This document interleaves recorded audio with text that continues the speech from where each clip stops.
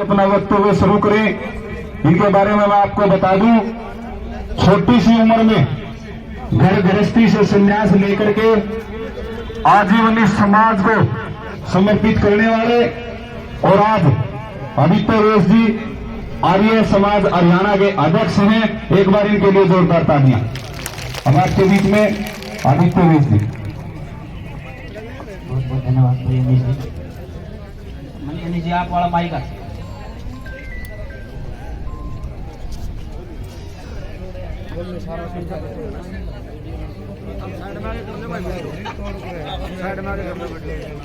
हाँ भाई। जब छोटे छोटे थे तो अनीश के साथ जब हम कबड्डी खेलने के लिए जाते थे तो हम अपनी लंगोटियां बदल लेते थे। ये तो माइक है।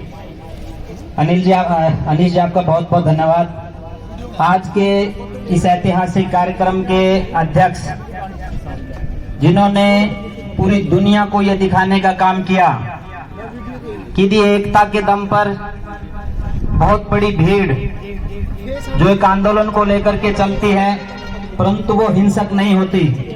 आपने देखा होगा 1 साल से भी ज्यादा इस खटखड़ टोल के ऊपर सबसे बड़े कार्यक्रम आयोजित किए गए, लेकिन किसी कार्यक्रम में कोई हिंसा नाम की चीज देखने को नहीं मिली। इसका पूरा श्रेय किसी एक व्यक्ति को यदि मैं देना चाहूं, हालांकि आपकी पूरी की पूरी टीम सक्षम है उस कार्य को करने में, परंतु आदरणीय सतबीर सिंह जी पहलवान इतने ठंडे दिमाग के व्यक्ति हैं कि हर व्यक्ति की सुनते हैं और सबका समन्वय करके उस बात को आगे बढ़ाने का काम करते हैं। वो आज के इस कार्यक्रम के अध्यक्ष, मैं उनको अभिनंदन कर रहा हूँ। हमारे किसान नेता आदरणीय उग्राज जी जो आज के कार्यक्रम के मुख्य अतिथि हैं। सतबीर जी का संबोधन मैंने इसलिए किया कि वो पूरी कमेटी का संबोधन है। भाई अनीश जी का इसलिए कर रहा हूँ कि वो युवाओं का कहीं न कहीं नेतृत्व कर रहे हैं, उनका प्रतिनिधित्व कर रहे हैं।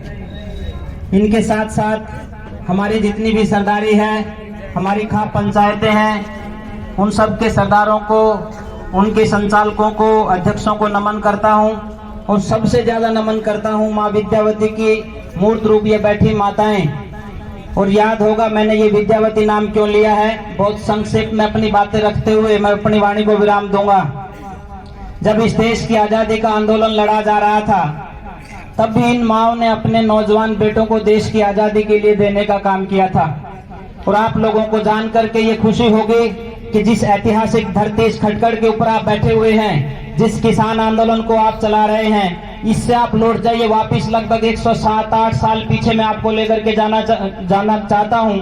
1907 में जब अंग्रेज 3 काले कानून लेकर के आए थे किसानों के, उन 3 किसानों के जो काले कानून थे उनको वापस भेजने का काम किया था। तो खटखड़ की भूमि से शहीद आजम भगत सिंह के जो चाचा जी थे, चाचा अजीत सिंह और लाला लाजपत राय, ये आर्य समाज के कार्यकर्ता थे, परंतु खटखड़ की भूमि से किसानों के लिए एक आवाज उठी थी और उस समय नारा दिया गया था पगड़ी संभाल जट्टा, पगड़ी संभालो।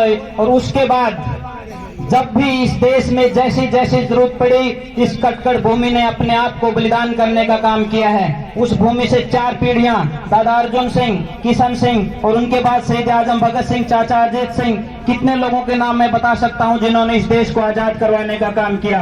आज ये हमारी माताएं बैठी हैं, इनको मैं संबोधित करते हुए कहना चाहता हूं, आपका ये योगदान इतिहास के स्वर्णिम पन्नों के ऊपर लिखा जाएगा। जब इस सरकार के काले कारनामों के करतूतों को उजागर किया जाएगा तब आपके ये स्वर्णिम पन्ने सामने आएंगे कि हमारी माताएं इन सरकार बेरहम सरकारों की गोलियों के सामने डट करके खड़ी हो गई और इन्होंने कहा कि यदि आपको गोलियां चलानी है तो हमारे सीने के ऊपर गोलियां चलाइए, हमारे बुजुर्गों को, हमारे बेटों को हम कुछ नहीं होने देंगे।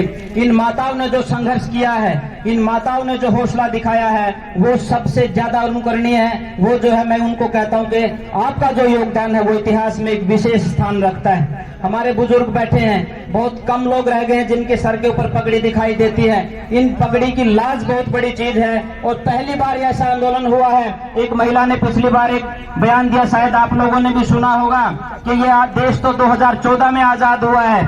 भले ही ये कहीं ना कहीं राजघरानों के पत्तल चाटने वाले लोग, उनके पैसों पर पलने वाले लोग इस मजदूर को, किसान को बदनाम करने वाले लोग जब ये बात कहते हैं कि ये देश 2014 में आजाद हुआ था, उससे पहले कौन सा आंदोलन हुआ था, उन लोगों के लिए मैं कहना चाहता हूं, महात्मा गांधी जी ने जो रास्ता अपनाया था सत्य और अहिंसा का, उसके दम पर देश को आगे बढ़ाने का काम किया था। उनके साथ चाहे शहीद आजम भगत सिंह को चलने की बात हो, राम प्रसाद बिस्मिल को चलने की बात हो, अशफाक उल्लाह खान को चलने की बात हो, सब लोग उसके राही बने थे।